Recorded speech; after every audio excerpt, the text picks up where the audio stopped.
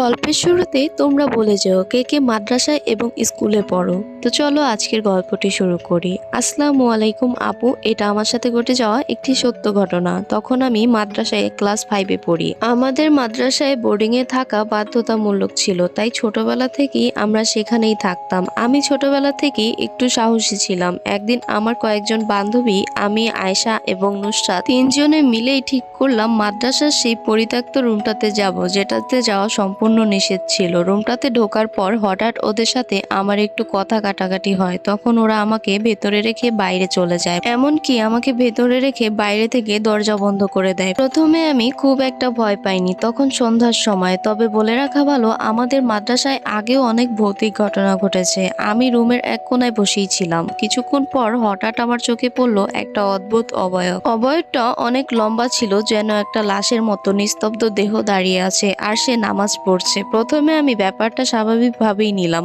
ভাবলাম হয়তো চোখের ভুল। কিন্তু কিছুক্ষণ পর যা দেখলাম তা আমার জীবনের সবচেয়ে ভয়ঙ্কর মুহূর্ত। সে সোজা হয়ে দাঁড়িয়েছিল, কিন্তু রুকু দেওয়ার সময় সে সামনে না গিয়ে উল্টো দিকে ঝুঁকে গেল। এই দৃশ্য দেখে আমি ভয় পেয়ে চিৎকার করে উঠি। তারপর আর কিছুই মনে নেই আমার, আমি অজ্ঞান হয়ে যাই। জ্ঞান ফিরে আসার পর আমি আরো কিছু ভয়ঙ্কর ঘটনা শুনি। ঘটনাটা এই পর্যন্তই ছিল, তিনি আর আমাকে কিছুই শেয়ার করেননি। তবে তোমাদেরকে বলছি, যারা যারা গল্প শেয়ার করবে প্রপারলি গল্প দেওয়ার চেষ্টা করবে, নয়তো আমি গল্প